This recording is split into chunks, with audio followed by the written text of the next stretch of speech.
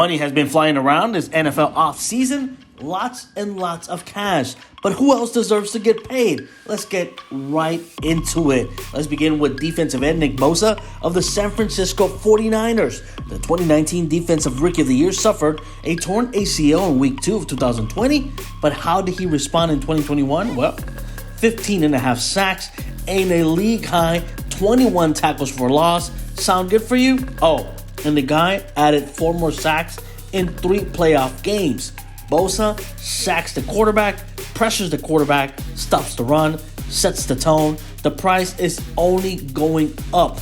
One of the game's premier edge rushers. Let's stay in the Bay Area. Another guy who deserves to be paid is 49ers wide receiver Deebo Samuel, who is a certified freakish athlete, both catching and running the ball.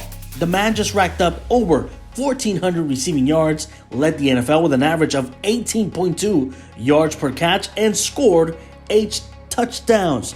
He's one of the most unique talents in the league today. Samuel is going to get his money. The only question is when, and the answer probably is after his teammate Nick Bosa gets his. Let's talk about quarterbacks. This time, Lamar Jackson, who serves as his own agent and seems content approaching his contract on a year-to-year basis. Jackson already has an MVP under his belt, and his skill set remains as one of the most electric we've ever seen. He's truly one of one. Yeah, the Ravens may have just missed the playoffs for the first time in the Lamar era, but they were hit with a wild rash of injuries.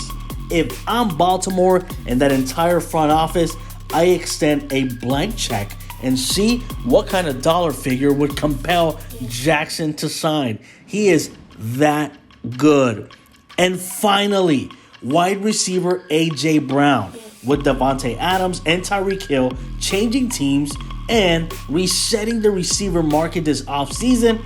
A.J. Brown's name recently came up in the trade rumor mill.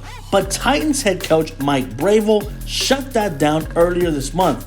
Brown is excellent with over 2,900 yards and 25 touchdowns in his first 3 NFL seasons. And I'd argue he hasn't even reached his full potential yet. Scary thought with a Tennessee loaded roster. Now, other guys who deserve consideration are wide receiver DK Metcalf and quarterback Kyler Murray, a pair of 2019 draftees.